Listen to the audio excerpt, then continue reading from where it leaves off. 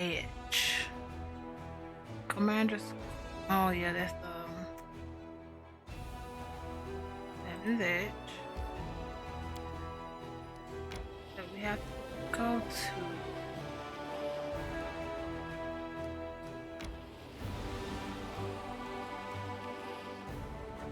What is this? Army. What is?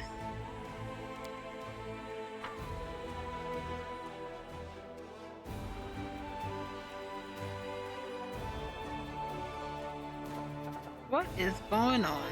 Witches. While exploring Socorro's lands, a group of scouts stumbled upon a hidden settlement of exiles, runaway witches and sorcerers practicing forbidden rituals. Criminals in their homeland, they did not welcome the commander's soldiers and made it clear they did not want anyone meddling in their affairs.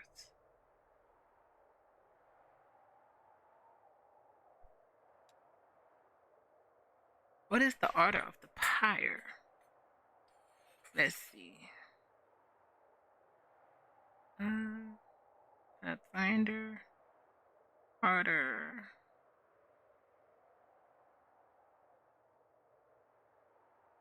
Are the witches, are they not, if they're not attacking anyone?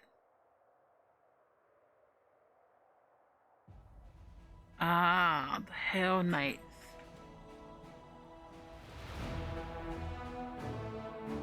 Ugh.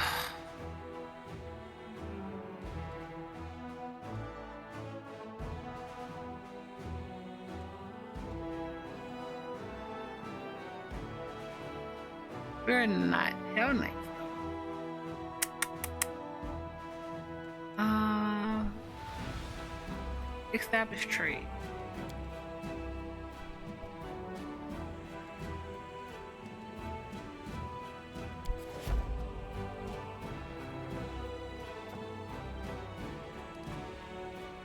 Creed. Killing the giants. A group of warriors have been subjected to a dangerous potion that has turned them to giants. They need to be cured.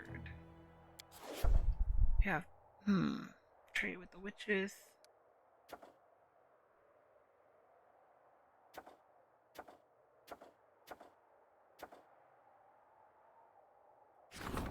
This is leadership. Issue decree. Rank up. How many? We can't do this yet. But with the degrees we have, how many days do we have of everything? Killing the giants and the craftsman. So while we're doing that, let's go back to management. Ah. What kind of demon army is this?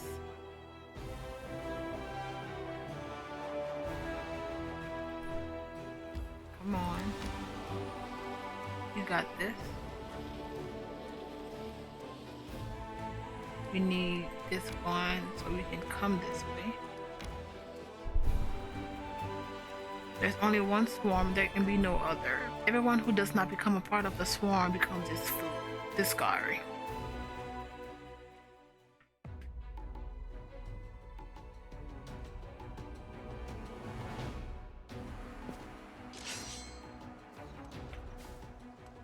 Let's see. Scorching Ray. Huh. How do I want to Bane? Bane.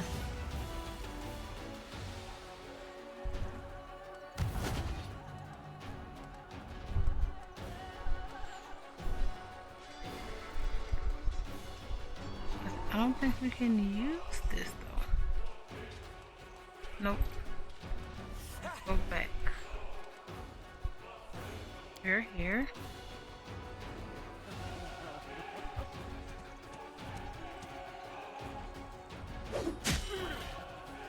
Oh. Oh, great. Ugh.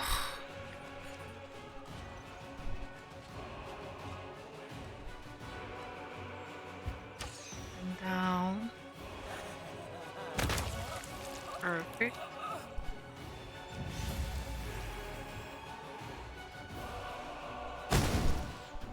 Oh. 105 to 43.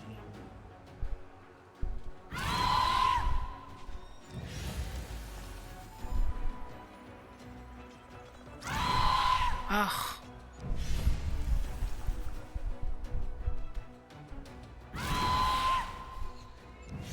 Are you serious?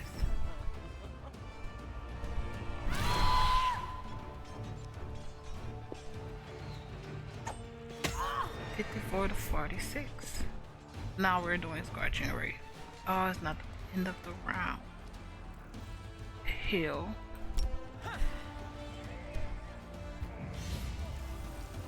You lost. Wow. Oh, you did a good bit though. 62. I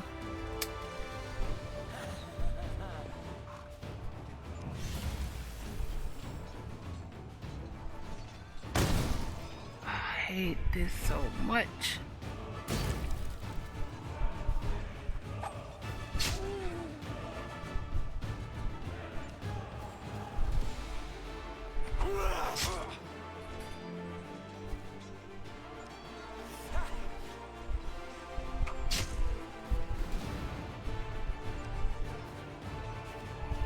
Huh.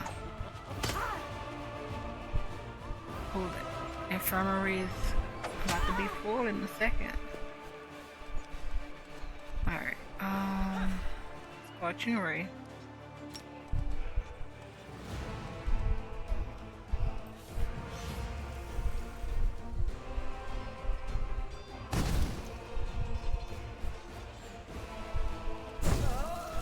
Perfect. Really? Maybe one.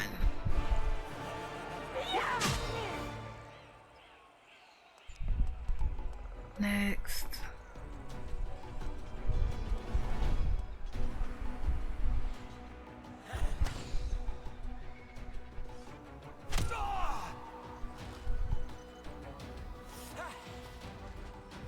Heal.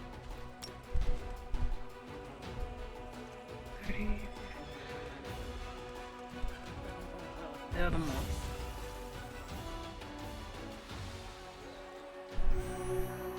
50 is not. Oh, we're only at half though right now. We're down to 4 though, so that's something.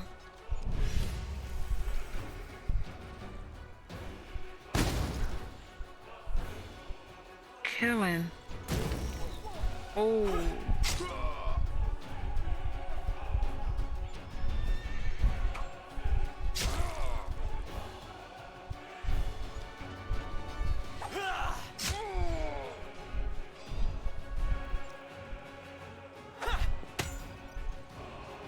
I don't know if I want to do the archers or the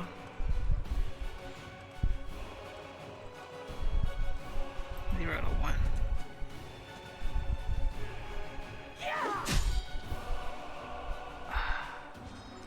Okay.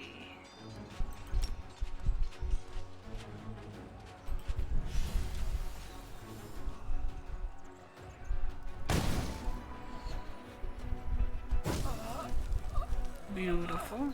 That helped. 0 to 1.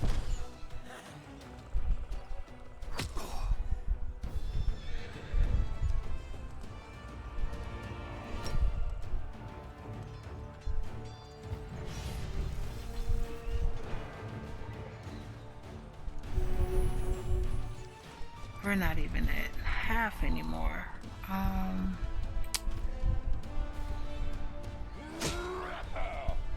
Oh. Scorching Ray. Oh, it sucks when it's coming back to us.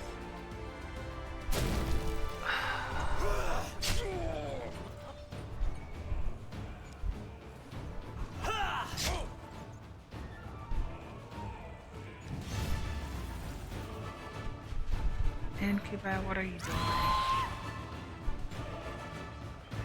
Oh, please don't. let them be skipped.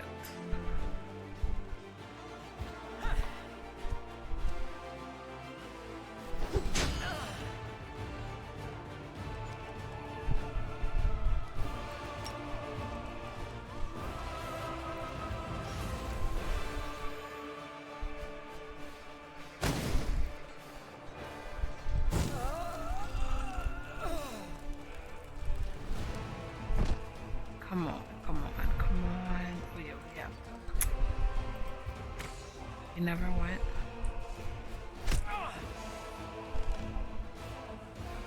Are you gonna be? Oh, this is horrible. Yeah, we're losing troop this go around.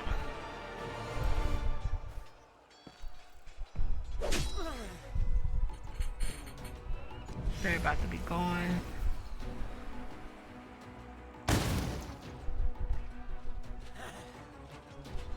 Yep.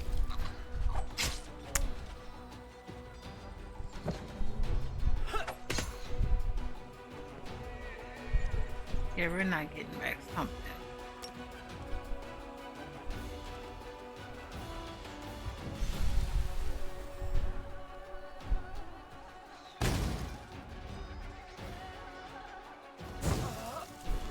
And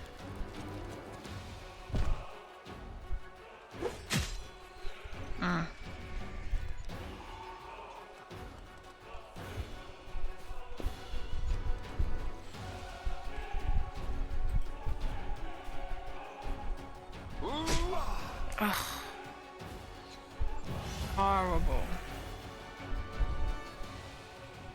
Anything we lose is not coming back.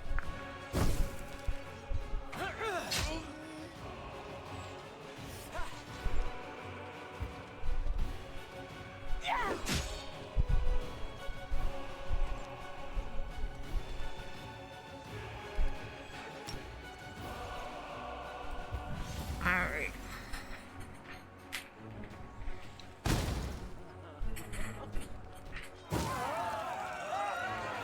Horrible. Horrible.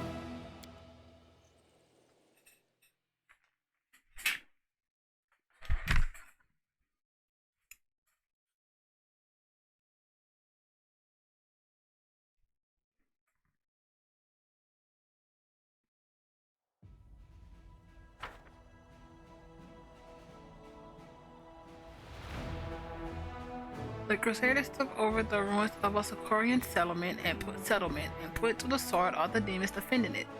Scouts have reported a sinister-looking lair nearby. Ugh. Alright.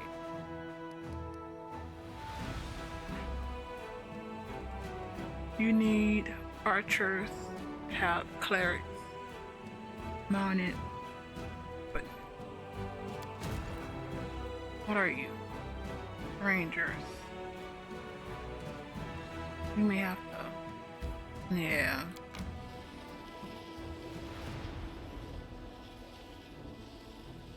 Swap you out for the archers. March in terror. But no.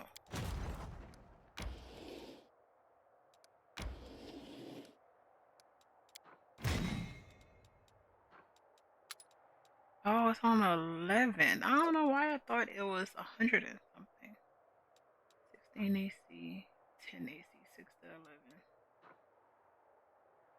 11. Yeah, swapping out.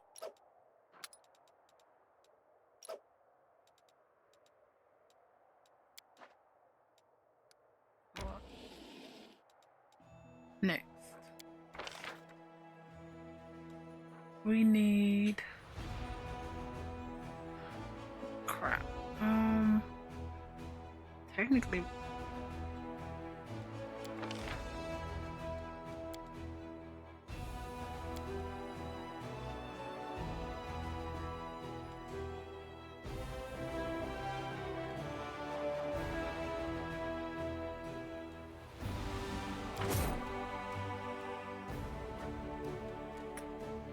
fine.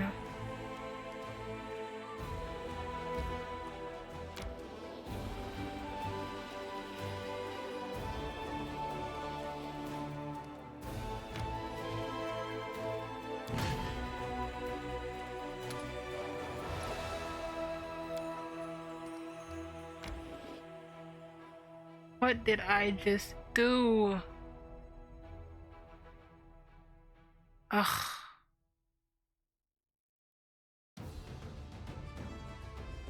They're getting demolished. Oh no, wrong ones. That's bad. One or two. Oh, horrible.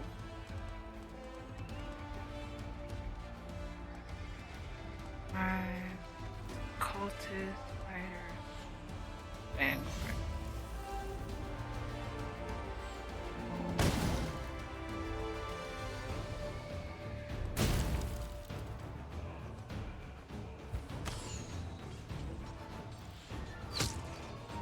So close.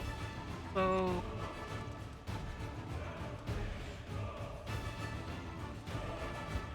Vanguard out. Perfect. Perfect.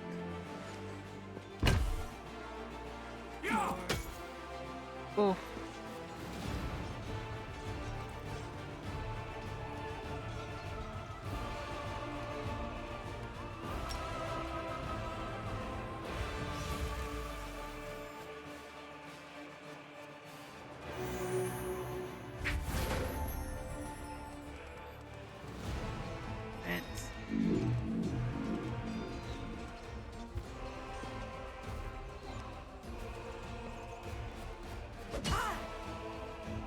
Right.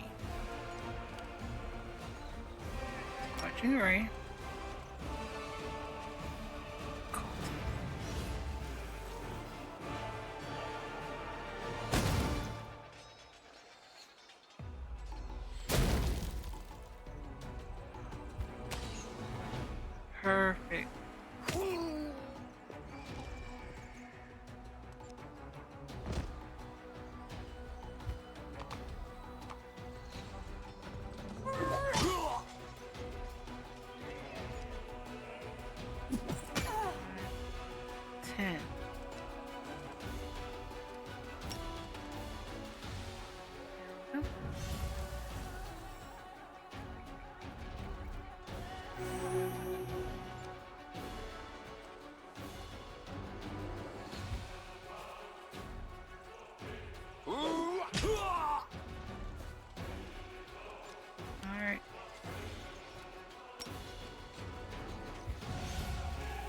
Last time we're doing Scorching Ray.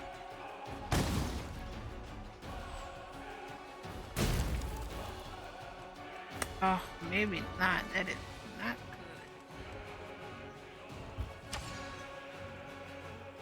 good.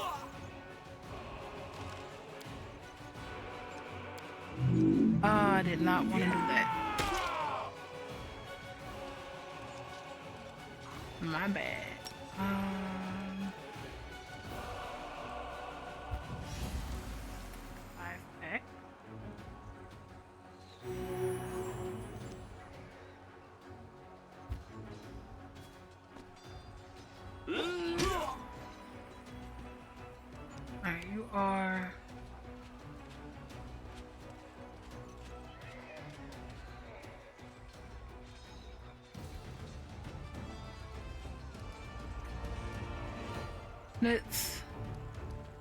Let's try heroism.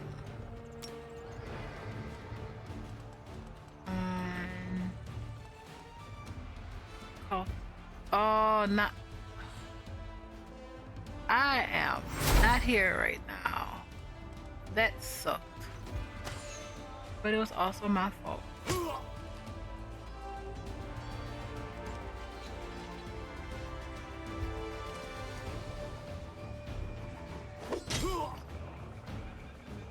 You have to do Scorching Ray next.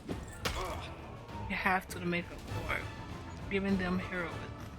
Sure. Then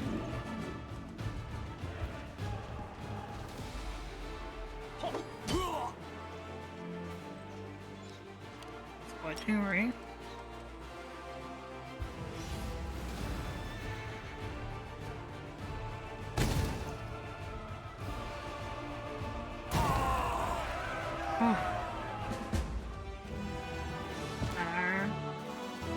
You Respect.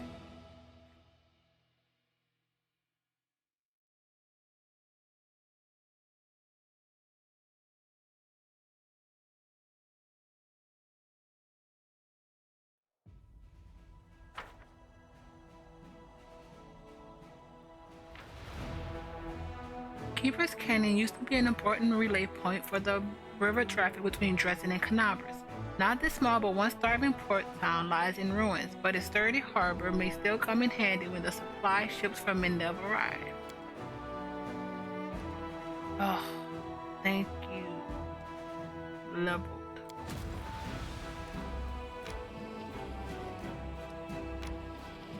Hammer level sword. Let's swap them.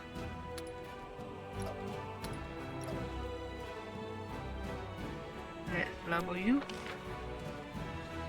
Zealous student. Gains 10 more experience points and additional feat at 20. I didn't think we went to 20.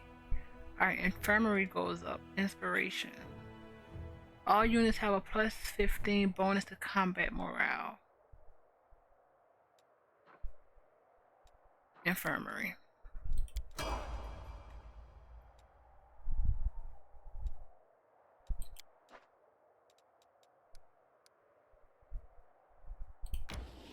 Let's go back. That's all you can do. 7 of 4. Let's look at the collapse.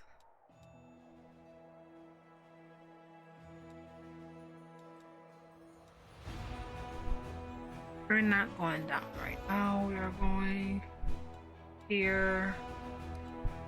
And then we're gonna then go up. Yeah, because I have to go here.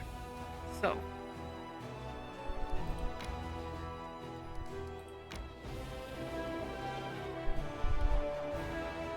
Do we want to do a level 6?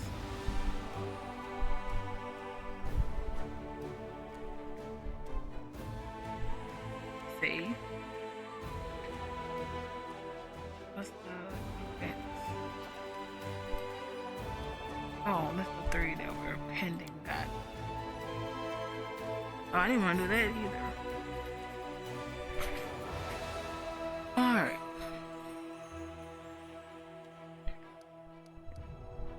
Now we can go to Heaven's Edge. Yep. So slow. Marked rock.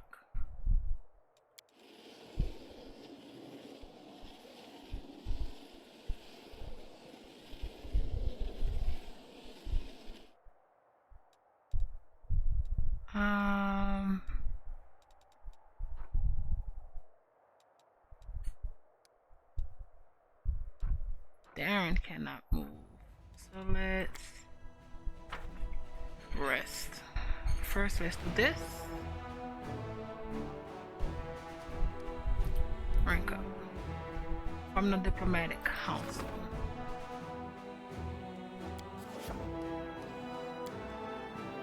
Read it when we get to it.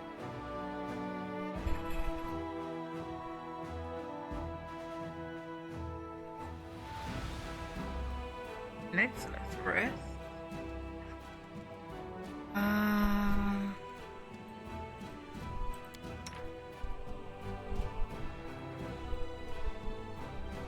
Why are you here if you don't even scribe?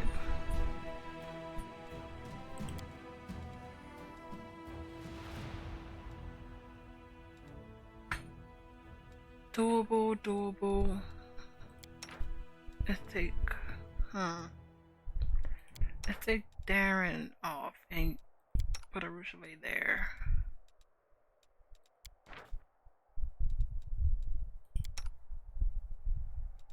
So let's put him here.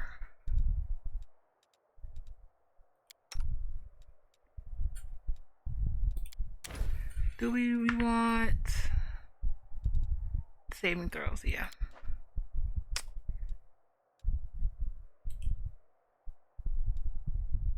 Start resting. I fed you crow the way I fed your crow the way she was hopping around my bag of food. You'd think she hadn't eaten for a month. That's Sela. Obviously talking to Ember. And Ember, oh, don't believe her. Sud is clever and is just pretending to be hungry. I fed her only half an hour ago.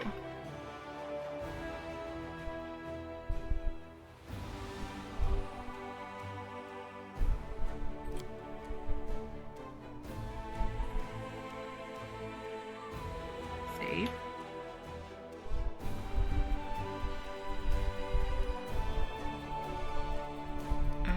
Continue. Yep.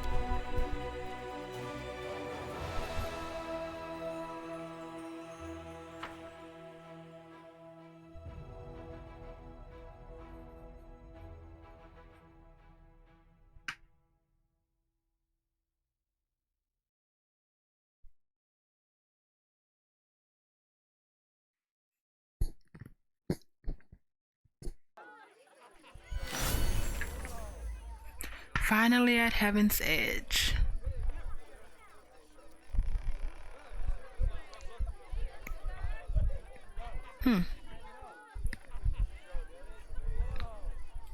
Crusader.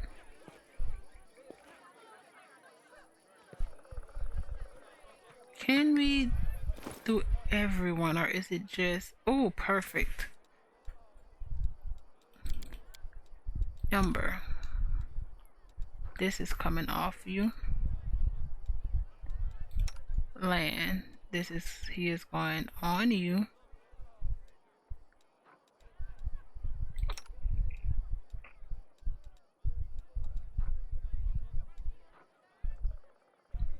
Ember, you can use this.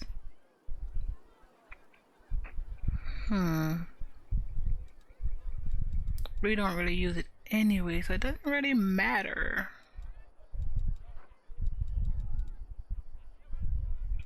And let's give you a potion.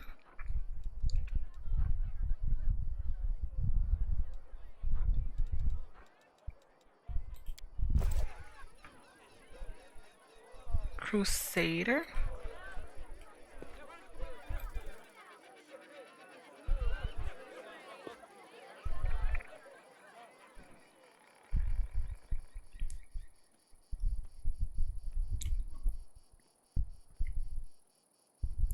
Are they naked? My not so numerous, but nonetheless dearest guests.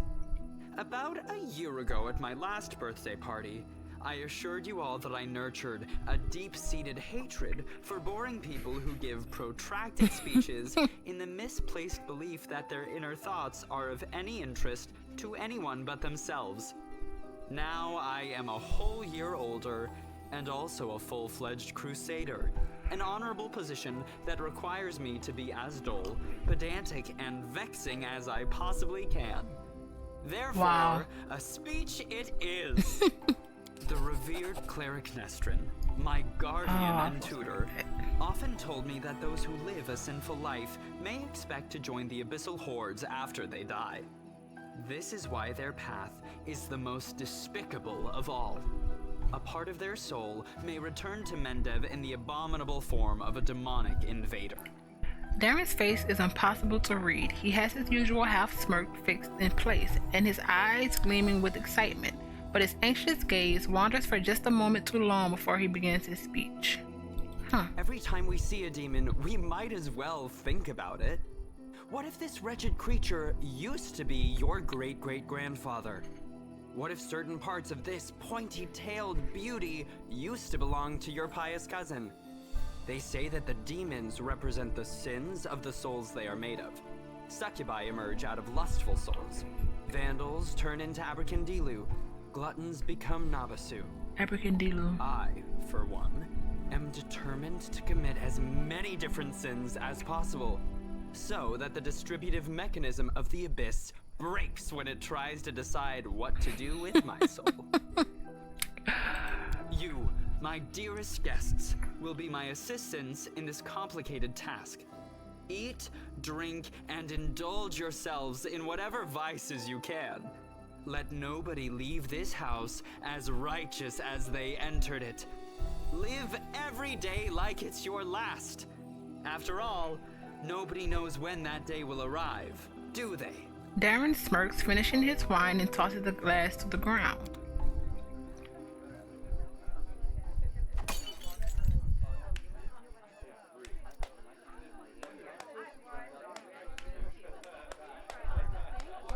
Wow. That's it.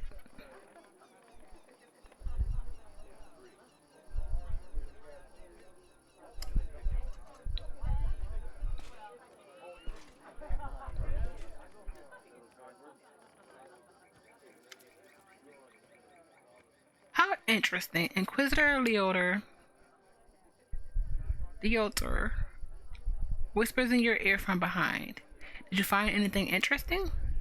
Nothing really. I just took note of a few things. I attempted to find out whether or anything unusual or mysterious has happened to the Count over the last 10 years. During my conversations with his acquaintances, two people noted that he never speaks of the revered Nestrin, the priest of Ayomade, who was his guardian and tutor. Yet he just mentioned Nestrin in his speech, whatever that might mean. You told me that you tried to find out if anything odd happened to Darren over the last 10 years. Some of his servants complained about strange occurrences in the house, like objects moving by themselves or candles going out. Of course, that could simply be a figment of their imagination. It is also very well known that the Count often invites various spellcasters to entertain him, and encourages them to use their magic in mischievous ways. Practically the whole of Mandev knows the story about the three drunk wizards and their teleportation race across the roof of Canabras after a party at the Count's house. What I'm trying to say is that any fluctuation in residual magic at his house are not at all surprising. There was the matter of the abduction, however. A gang of bandits kidnapped the Count, hoping for a ransom, and the only reward they got was death. Afterwards, the Count told everyone that he had hired the bandits himself as a joke. That is also what he told us. The other mercenary squad that freed him and executed the bandits was also in his employ. Nobody really wanted to delve too deep into this case after confirming the identities of those wretched cutthroats. But there was one disturbing fact about it, and I don't mean the Count's bizarre idea of fun. The mercenaries who supposedly freed him had also cut off the bandits' heads after they had already killed them. Their heads was cut off? You mean the bandits who attacked Darren? Yes, perhaps I wouldn't have noticed this detail had I not visited Heaven's Edge right after the tragic incident. I remember that we also found severed headless bodies, both of guests and demons. We thought they had been decapacitated during the fight. My companions have been finding severe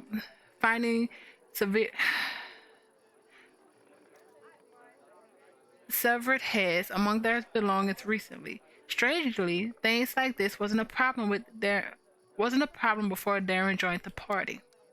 What? This is an alarming coincidence. Now we have another reason to conduct an investigation. It is crucial that we find out what exactly happened at the tragic feast. What do we need to do, Inquisitor? That's the hardest part. I need to dive deep into the past of this place, which requires casting several different spells over some time. It would be very convenient for me if nobody interrupted the process, especially the Count himself. I don't think he remembers my face, but a suspicious stranger casting unknown spells might attract his attention. All in all, what I want you to do is to distract the master of the house. Right now, he is playing host in the very place I like to start with. How do I distract him? I don't know. Maybe your companions can assist you somehow. Or you can take a look around. Perhaps there's something that can help us. I understand. Good luck. Come back to me when the Count leaves. I will tell you everything I managed to find out, and maybe even show you something.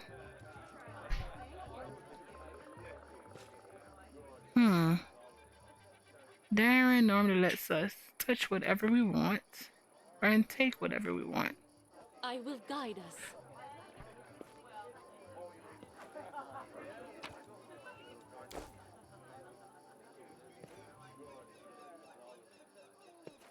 The jug of wine may distract them. Keon and berry wine.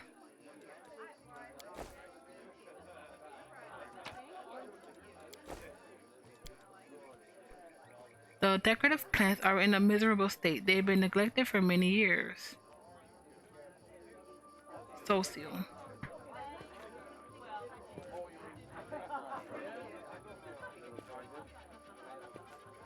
I can imagine how lovely this manor might have been before the war. I yearn to set up my easel in one of the pleasant little alcoves and paint to my heart content.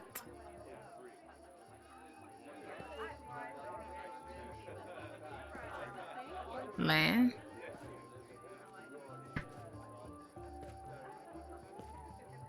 So I'm somehow landed at the party of a royal brat. Go figure, Sela. You never know when or if you'll get another chance to rest and have some fun during the wartime. I'd rather take my chance while I can. Trunk, Darren, talk to you last. Regil?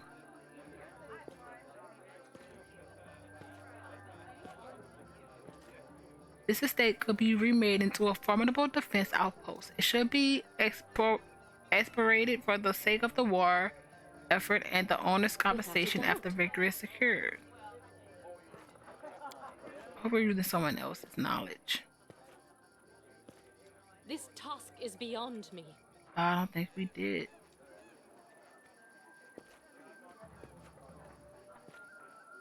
Forwards. This brick wall looks strangely uneven. Camellia. I adore this estate. So much beauty, so many quiet nooks. She's so shady. I thought martyrs had cemeteries for sorrow and feasting halls for joy. This place seemed to be a bit of both. We march ahead.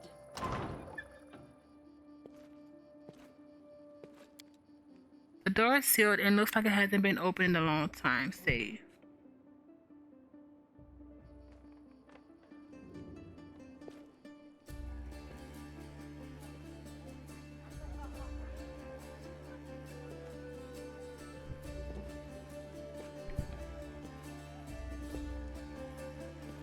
Graber. The guy must have exceptional bodyguards considering he's still alive despite his personality.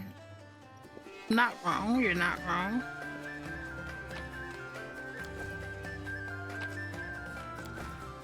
Ember.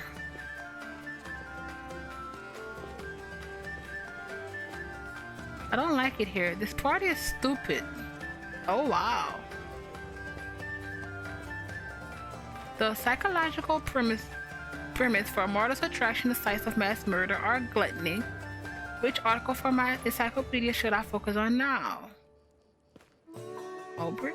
So that's how the Mendivian nobles live. Are their latrines adored with gold and diamonds like people say? Servant?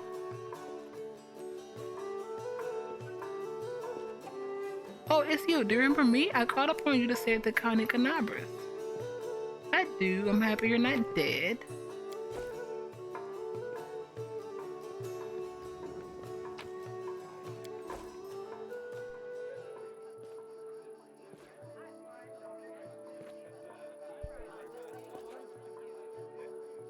Courtesan. I can't stop thinking about the last party in this matter. All the guests died, every single one of them. Darren. Darren, who has been watching the guests with an unreadable expression, turns his head to you and says in a casual tone, like he's continuing a conversation that was interrupted. Have always considered myself an aesthete, not a hero. When doomsday comes, I thought I'd pour myself a glass of 100-year-old wine, sit in the front row, and just watch the world burn. Playing the violin was also an option. Now I'll be damned if I know how I ended up in the Fifth Crusade. How did I become the companion of a heroine chosen by I am not chosen by Iomade?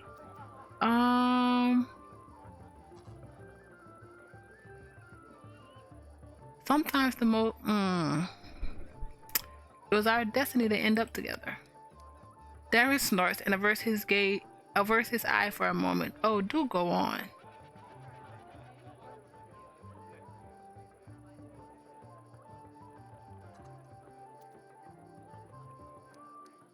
Tell me about Heaven's Edge. The estate was once a beautiful sight with its lush gardens and placid ponds. Darren smiles briefly. It is a genuine smile, quite different from his usual half smirk. The house itself is not that large, however. This land was a part of the border region even before the world wound, so my ancestors took that into account when laying the foundations. The larger the mansion, the harder it is to defend.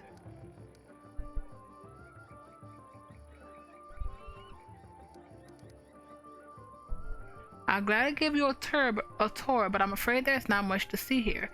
I didn't have much time, so my servants only managed to clean up this yard, the Great Hall, and a couple of rooms. There's nothing interesting about them except perhaps the magical firefighting system powered by water elementals. I'm not sure if it's still functional though.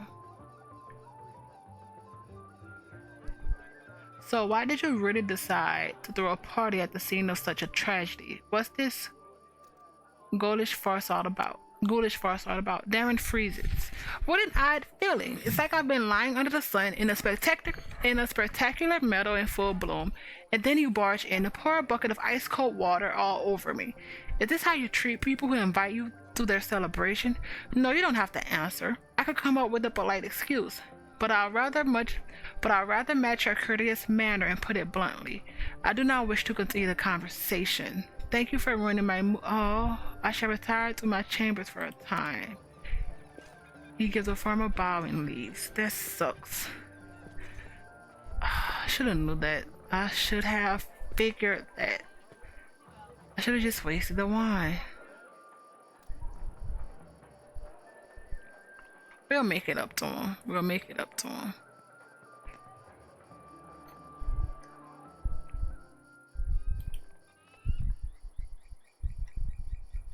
And then he pointedly formal bow. So he is upset.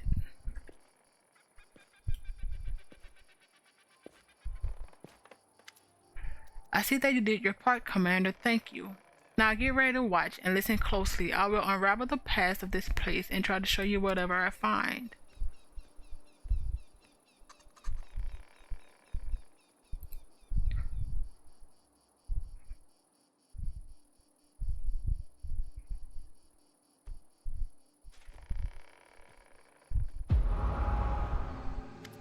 Oh, Countess Selena Arendate. The hum of voices, laughter, and music fills your mind. Then the vision comes, fragmented and hazy at first, but before eventually coalescing to reveal a single face. It is a woman of stunning, heavenly beauty, and her delicate features instantly tell you who she is. The family resemblance in Darren is obvious. My dear guests, the Lady of Heaven's Edge welcomes all of you today. I hope this day is as bright for you as it is for me, because on this day, my only precious, sometimes arrogant, but utterly beloved child was born. Oh, is his birthday?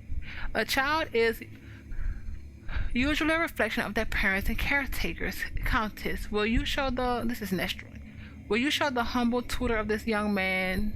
Will you allow the humble tutor of this young man to address the guest and the man of the hour as well?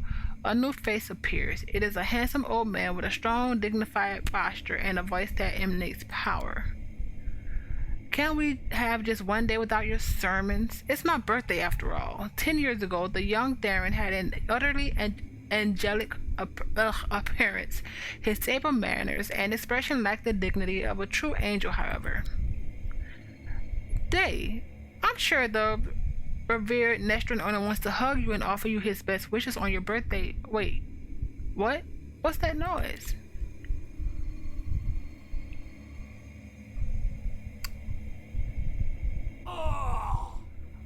Huh. The shrill laughter rings in your ear and reverberates in the base of your skull. In the vision, a Lolitu appears before the guests of the estate and gives them an exaggerated, scornful bow. The sorceress of evil has come to your celebrations, mortal. Did you prepare a treat for me too? What do you want, spawn of the abyss? I've already done everything I wanted. Hey you, doddering cleric, look around. Don't you notice anything odd? The plague is in your wine, in your food, in the air around you, in your blood. Soon you will all die. Pray to your pathetic goddess and call upon your healing powers all you want, but they're not going to help you. Nothing will help you. I will give you a chance to see it for yourselves, and when I return, the grave realization will have already sunk its teeth into your throat. Oh, how I love watching mortals in their final desperate hours.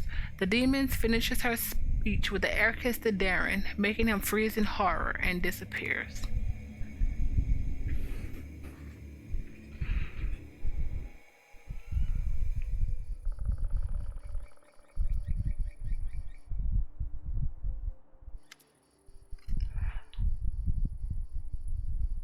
Lighter shakes his head and slowly exhales, rubbing his temples. The first appearance of the disease and the Lalitu, one of the many sisters of the accursed Manago. Sisters.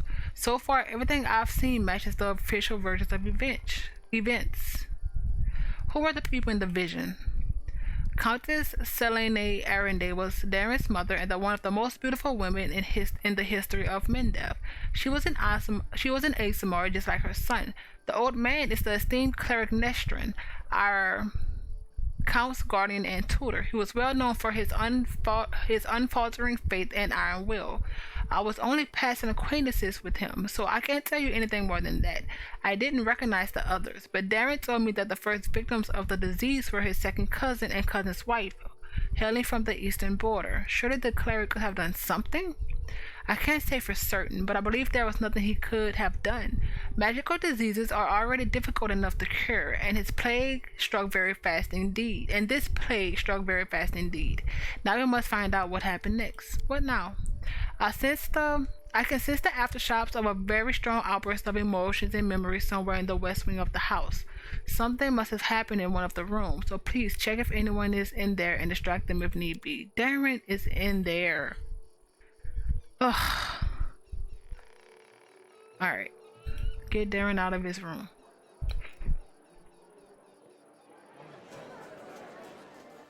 West wing. Save.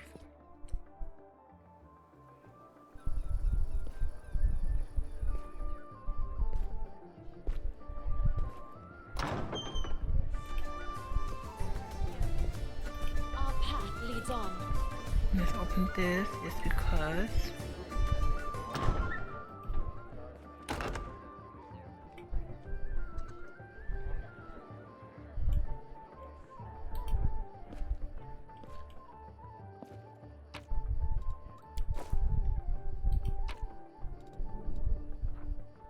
Ooh.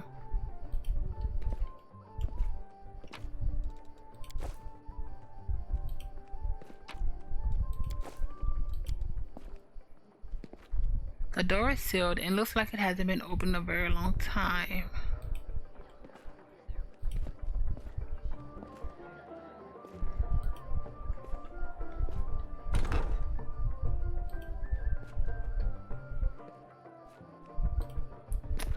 Let's see what's... oh, as far as it goes.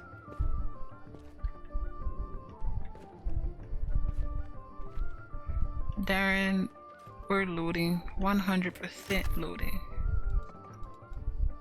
Ooh. Braces of heavy hand. Grant the wearer a +3 bonus of damage rolls with the offhand weapon when dual wielding. Oh crap.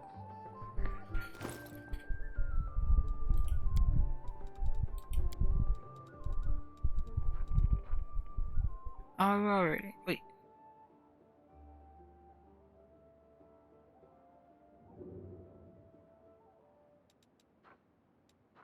Wait. Did we just get this? No, we got this. Allows the wearer to cast healing spells without provoking attack of opportunities. They also grant a +2 on concentration. We already don't do attack of opportunities. So maybe Socio. But Darren doesn't do attack of opportunity. I mean,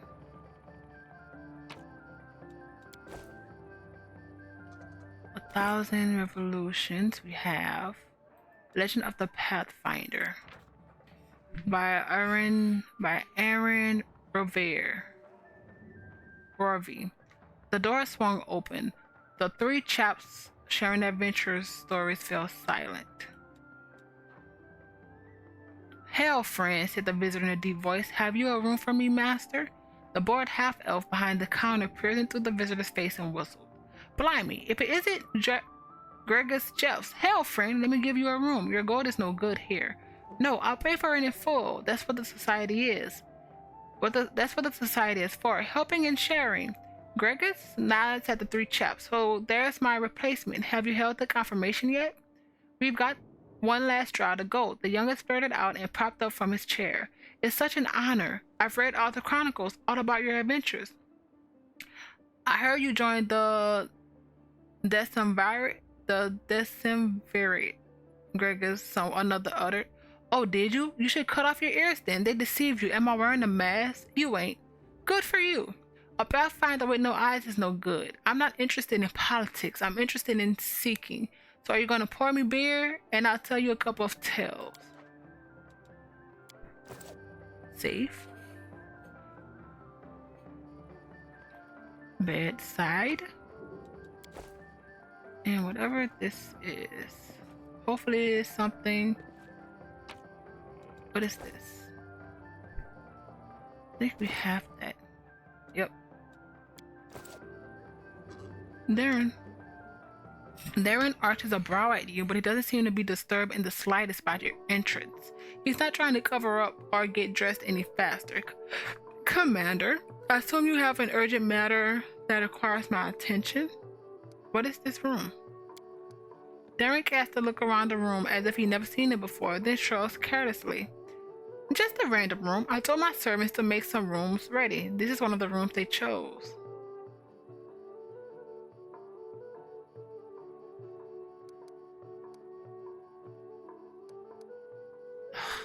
Chaotic. "I am absolutely confident that you won't be able to persuade Socio to draw a portrait of you. A nude portrait, that is." "That sounds like a fine idea. Our cleric will surely turn down a direct request, but if I tell him that we can sell the portrait at a charity auction, why have I never before thought of selling my nude portraits at a charity auction?" "It will cause a huge scandal, but it'll also be for a good cause. This would give those god botherers something to complain about." "God botherers? You're giving me a brilliant idea."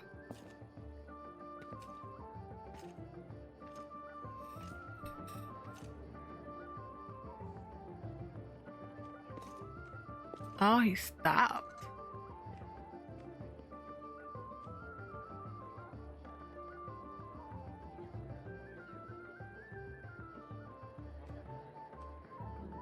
Come on, Leoder. Where are you?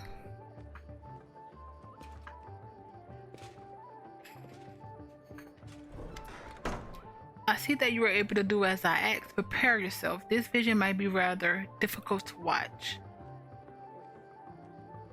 Is that a bath? Oh, there's everything in here. Bath, bed, study, I guess a study area.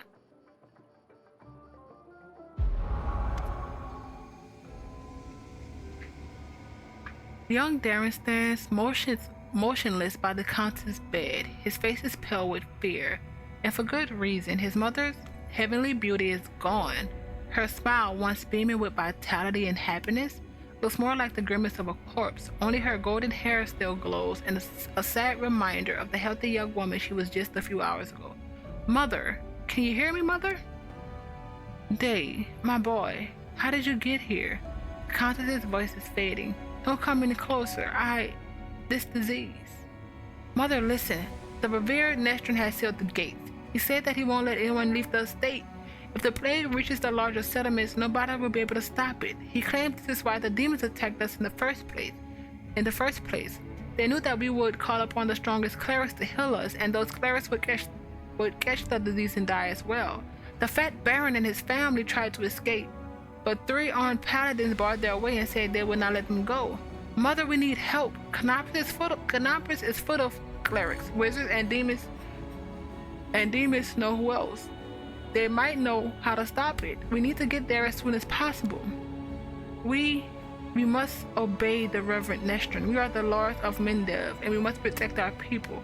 With the plague, if it reaches Canabras, thousands of innocent people will die. I don't care about any innocence. Darren's voice rises to a shout. You're ill, mother. You're dying. You must tell them to open the gates and take you to Canabras. They won't listen to me. But you are the lady of the estate. They can't refuse you. I can't. I must. Please leave, my dearest. Don't lose hope. You can still. A convulsion overtakes the countess's body. Her last words are swallowed by a lone guttural groan. Oh wow. Poor Darren. Leota wearily rubs his temples, but his face is unreadable. Now I have an answer to one of my many questions. Nobody went to Canabras in search of help because the revered Nestron didn't let them. He valued the safety of the city more than the lives of his flock at the estate. What a difficult choice it must have been. Was there really no other choice? Who can say now? They could have sent one of the paladins to bring help from Canabras, assuming that the Knight of God was immune to the disease. That probably may have worked. Nestron thought he might need them to maintain order.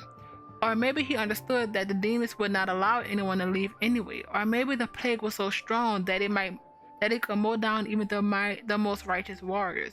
We will never know if any of those hypotheses are true. Leota rubs his chin thoughtfully.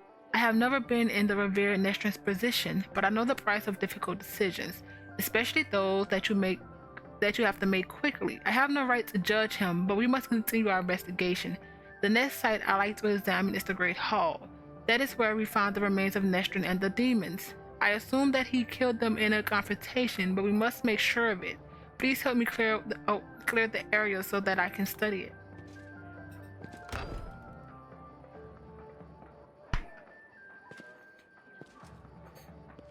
Darren's story is really good. Ulbricht's one is too, but I think I'm more invested in. Oh wait, what did we see? What did we find?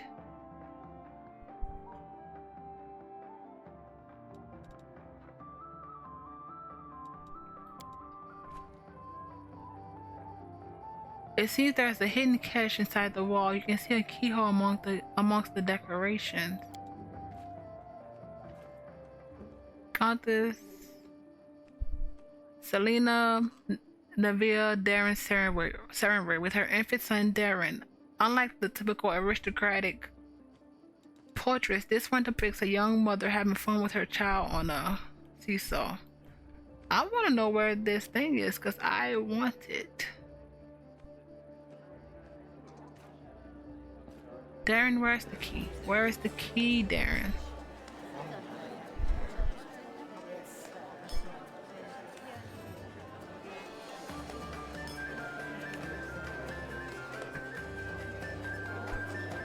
Stop trying to talk me into this. You have neither heart nor conscience, Darren. Even the noble idea of a charity becomes a farce when you touch it. Oh, wow. Wow.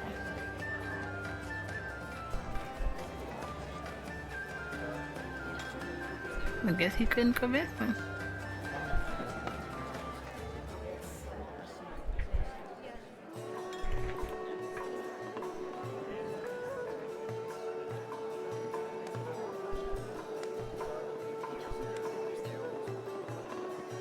What's here?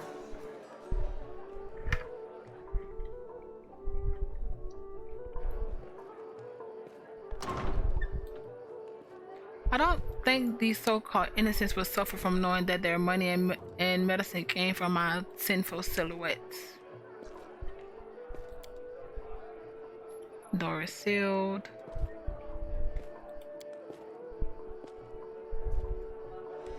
Door is sealed. Without a doubt.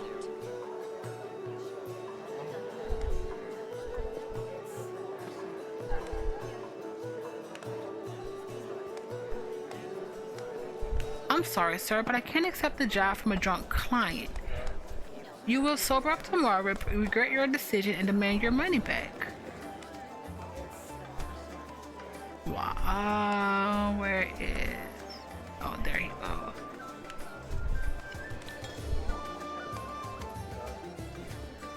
There's a feverish gleam in Darren's eyes, owing to either tipsiness or some overabundance of emotion. Oh there, Incria. The writer associate refused to sketch me in the nude for charity, but it didn't upset me too much. The faces he made while I was explaining the idea to him were well worth it. He looked very much like a pious matron being confronted with a talking male organ. Wow, one that was 2 feet long and being held aloft by a pair of golden angel wings. How are you enjoying my party? Are you having a good time? Yes, I'm having the time of my life. At least someone here is having fun. Fine, let's change the subject. I thought the unique ambience of Heaven's Edge and the fact that we're on the very border of the World Wound would make this celebration special. I thought the past would resurface and make itself known. Darren smirks bitterly. Well, it seems even ghosts don't wish to attend my parties anymore. What can we do to liven up the evening?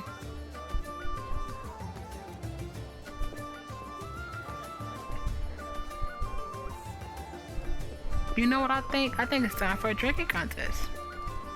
Ah, yes, the tried and trusted method for salvaging a dove party. For salvaging anything, actually. I am ready, but who's my competition?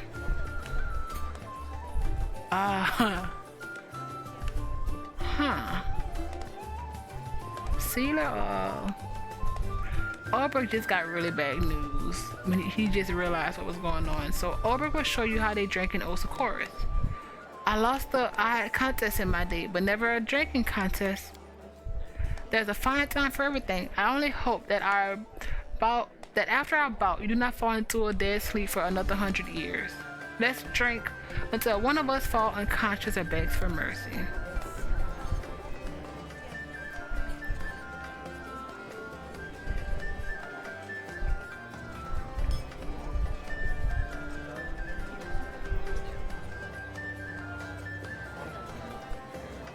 Really?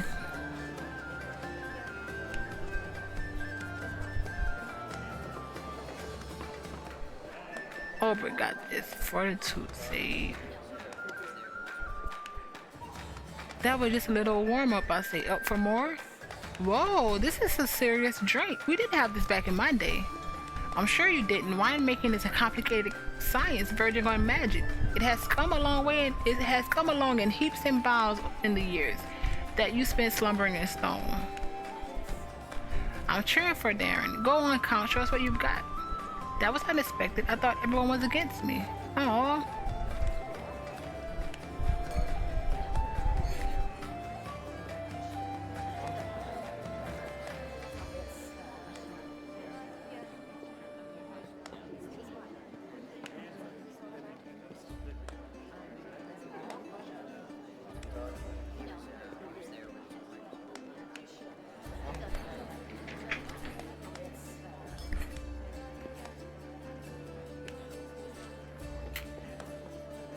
Whoa, are we done here?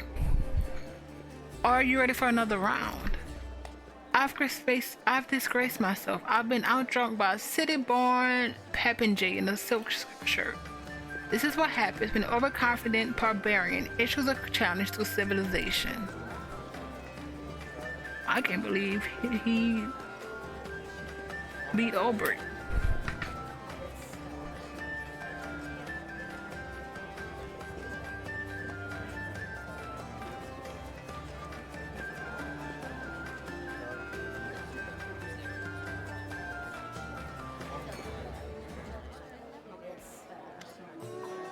My grandfather, or maybe my great-grandmother, put this bottle in the family cellar, and it proved loyal to the scion of the illustrious Arandaise. Ha! Why didn't I bet you lose? My kindness and generosity truly knows no limits. Darren looks a bit unsteady on his feet. I don't feel very well. Hey everyone, let's go back outside. I need to get some fresh air in my lungs.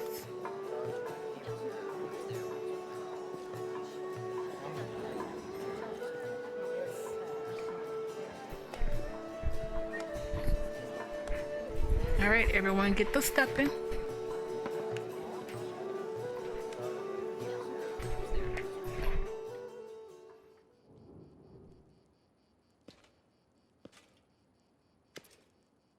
Here we are again, Commander. The order looks grim but focused, so let us take another glimpse into the past.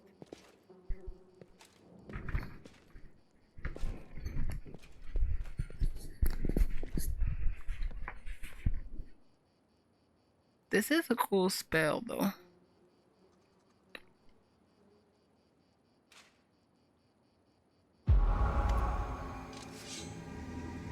This is the Lolitu. A ripple of laughter flows through the hall. It begins as a sweet, charming chuckle, then turns into a raspy cackle that makes Darren huddle even go deeper into the corner.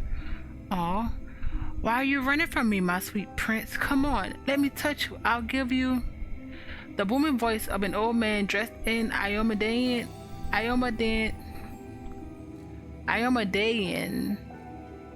robes shakes the wall of the place. Get away from him, demon! Let the boy go. By the blade of the inheritor, you touch him over my dead body. Oh, so he wasn't horrible. You're a pathetic old cleric. Are you the guardian of this charming little prince? Well, you guarded him in vain. The disease is already circulating in his blood, and soon he will rot before your very eyes. You won't be able to help him, and I can at least make sure his death is beautiful, clean, and sweet. The demoness turns her eyeless face to Darren and licks her lips.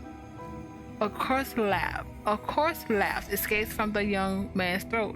We'll see about that. Huh? The altar turns towards you in astonishment. Driblets of sweat glistens on his temples. Something is wrong, Commander. My spells are not working as expected. It's as if some kind of supernatural explosion occurred here 10 years ago. Blending everything together, the magical auras, the emotions, the memories. I would try again to read it. Could it be dangerous? I cannot say for sure, but it is unlikely. The past is the past, and no one can travel through time except for some uniquely powerful entities like AIs, or perhaps the elders of the first world. Met them in Kingmaker.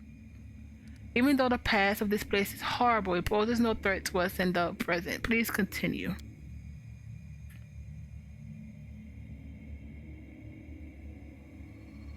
Where is... Just give me a moment to focus. I will try to channel my vision and feeling to you as accurately as possible. Darren, my boy, what is going on? The order's muscular shoulders suddenly begin to shake. The vision he is channeling does not change, but you feel something enormous and chilling silently infiltrate the reality around you. The presence of this nameless being becomes more palpable. Some alien entity is talking to him. Hurry, old cleric, stop him right now. Do you really want to see what happens when... Save me. Can you save me? The presence thickens into something more tangible. The entity is silent, but you feel your blood first pulsing in your temples, and each beat brings a new image, or rather, a new notion. Help brings a feeling of relief and safety. Exchange makes the pulse stronger and more demanding. Gate and secret comes immediately after. The image becomes heavier, almost visible. Secret, keep the secret. Otherwise, death, death, death, death. The gruesome image swirls through your mind, filling it with pain and fear, and then it all starts again. Help, exchange, secret, death. Nestrin stretches out his shaking hand, suddenly looking like a doddering old man instead of a mighty cleric imbued with her holy magic. Darren, wait! The thing you're about to let loose is even worse than these demons. Darren's body is quivering like... Oh, he just struck a deal. Darren's body is quivering like a taut bowstring. His eyes start from the cleric to the demoness, who is frantically casting protective spells. Demons, saints, I'm so fed up with you all. Burn. Wow. You made a deal with the devil or something. Oh, are you okay? The Order opens his eyes with a groan, then gets back on his feet. His legs are wobbly. His eyebrows is cut, but he seems not to notice. Sincere sorrow is written on his face, as well as a strong hint of horror. What a misfortune. No, what a disaster. Everything is far worse than I imagined. Do you understand now what happened 10 years ago? The Inquisitor slowly exhales through clenched teeth and says in a low voice, still massaging his temples, yes and no. Darren, damn it, my thoughts are astray. I was trying to explain everything to you in full detail. Many living things are capable of performing the most extraordinary feats, good or bad, when a daily threat looms over them. 10 years ago, the young Count found himself cornered in the sense of the word, and he allowed some alien entity to intercede for him. It frightens me that all my experience as an Inquisitor is completely useless in this case. It does not resemble anything I've ever heard or read about. This entity, I think I would call it the Other, possesses uncanny power. It was capable of instantly killing 3 greater demons, a mighty cleric, and a host of other mortals. You saw everything yourself. What's even worse is that this entity, this Other, it is still here.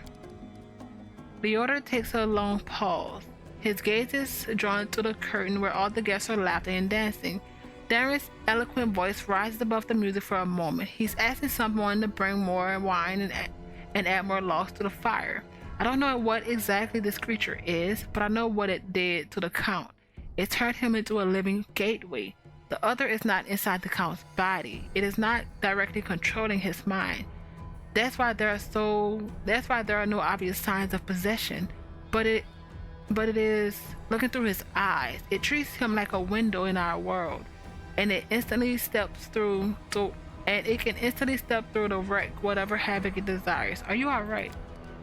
The strain, the emotions, they overwhelmed me and made me faint like an agitated youngster. It is nothing really. I will not be able to cast any spells for the rest of the day, but aside from that, I'm fine. Does Darren know anything about all this? Yes, of course he does. Did you hear what the Other tried to convey to us? Help in exchange for a secret. Death. Death to those who know the truth. It wants to have an opportunity to use the Count as a gateway without anyone knowing. This is what made Darren deny that he remembered everything after the conclusion of the events of Heaven's Edge. What might the Other want? That is the strangest thing about it all. It came to this world 10 years ago and is still here, right?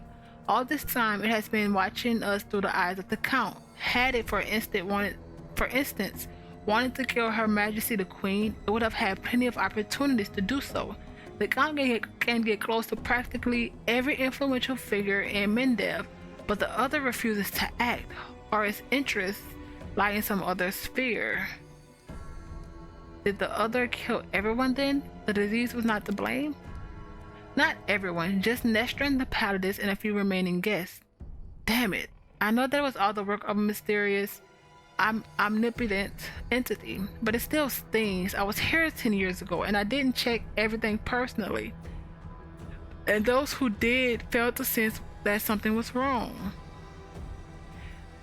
Could the Other be the reasons my companions kept finding severed heads among their belongings back in Canabras? It seems very likely. I am almost certain you are right. People tend to lose their heads when they get close to the Count Arendelle anyway. I do apologize. That was inappropriate. Perhaps your gruesome findings are the heads of some cultists who tried to kidnap the Count during the Canabra slaughter, or perhaps they provoked the Other in some other way. We have to do something. Yes, now I understand Father Nestrin perfectly. I must make a crucial decision despite a dearth of information. The Inquisitor falls silent for a while, then he looks you in the eye. Commander, first and foremost, I must apologize to you. Second, I must ask you to keep this secret. What are you sorry for?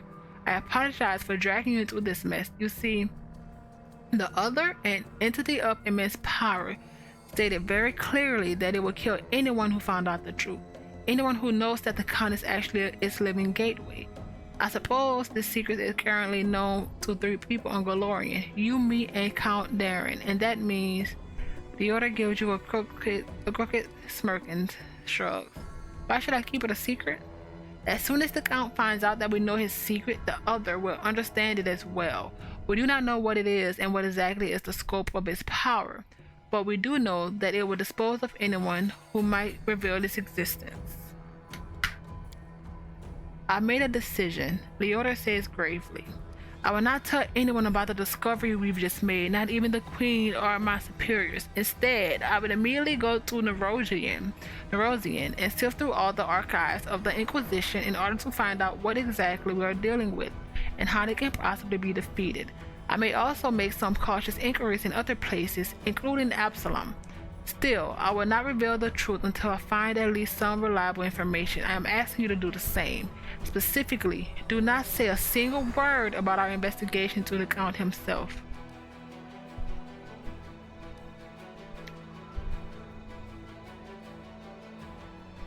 Fine, I will keep it a secret. Leota lets out a sigh of relief. You made the right choice. I recommend that you go back to the guests and spend the rest of the evening as you please. Anything else might raise suspicions. I must leave immediately in search of knowledge. We all need so desperately. Farewell, Commander. May the light of Iomedae guide your path, and the other Hawkblade will try to keep your path to triumphant, clear of any unwanted guests.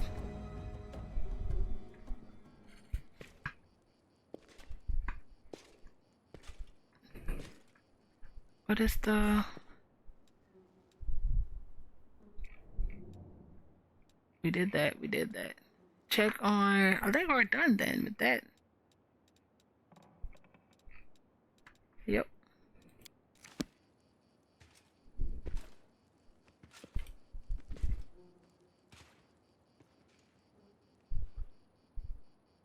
Oh, wrong way.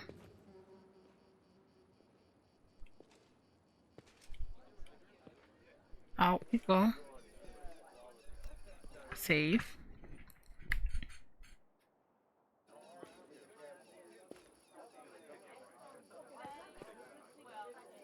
Drunk Noble, Courtesan, and Darren.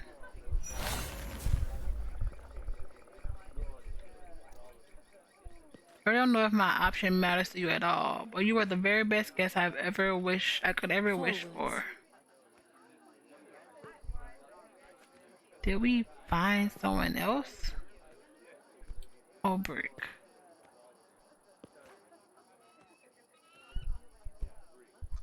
Oh, I've eaten enough for 10 men, and still the festivals in our village were much more fun. We didn't have all these delicacies, but we celebrated with spirit. Ember, what do you have to say? And where's Camellia? You know what I just realized? Darren was afraid to come here, and so that's why he did it, because of that fear. Huh. Where is Camellia? Because Camellia, we don't trust you. Socio. Being rude to Darren. I don't want to complain, but I'm not all sure I'll be able to endure another hour of this outrageous debauchery. There she goes.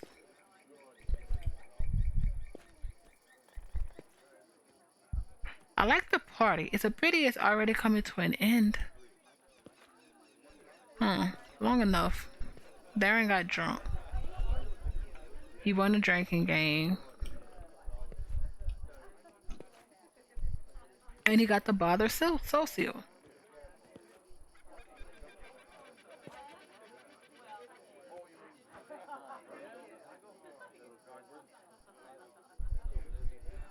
Huh.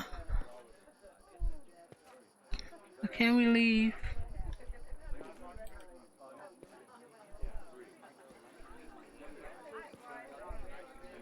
I've been watching our count and wondering if you imagine his head as a boiling pot, then what kind of brew is bubbling inside? Ninio. There is a common opinion that any party like this one must inevitably end with a fight. If you are trying to encourage me to check the hypothesis personally, then I'd rather observe from afar. What are we supposed to be doing? We did that.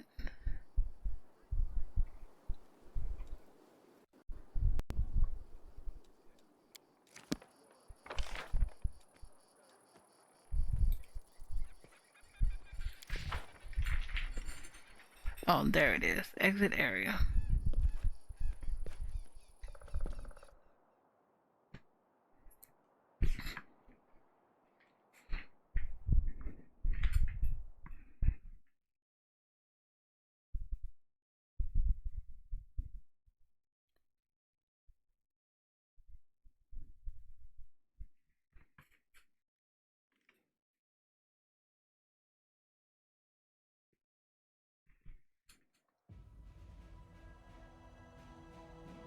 Alright, next we have to try to clear them. Mark the rock and underground hideout.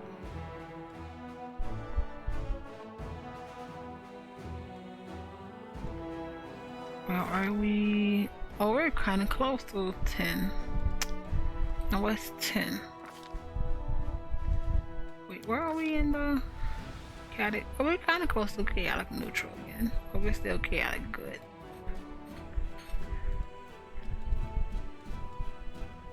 Class. Another favorite enemy. Combat style. We already have 2-weapon fighting.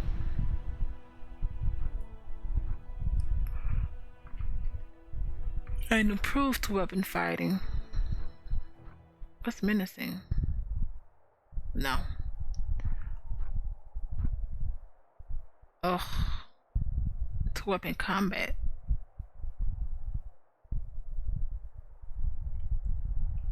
Auto greater 2-weapon fighting. Another favorite enemy. And at 10th level, Flame Warden adds a summon medium fire elemental to his ranger spell list as a third level spell. Darren will get improved uncanny dodge. Aubrey gets nothing. Sealer will get another smite. Arushale, at some point we're gonna branch you off into a subclass of Bard. I just don't know when.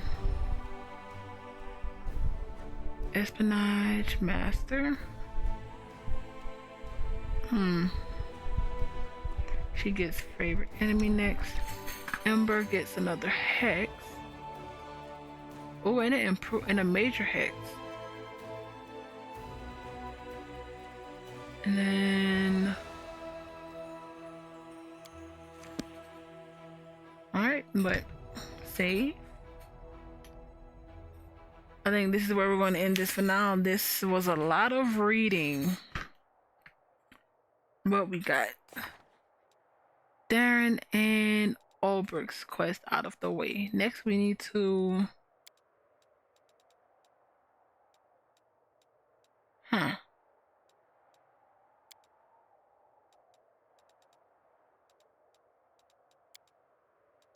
Colossa. Alright, so everything in the Sword of Valor is just about gone. We just have to do the Heart of Mystery.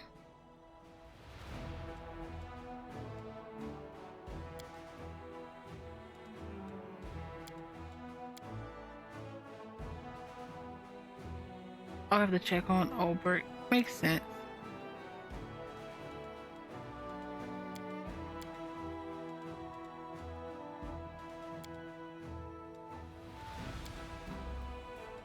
Alright, like I said, this is where we're going to end this. This is getting better and better, especially with the companion quest. But thank you everyone, and see you soon.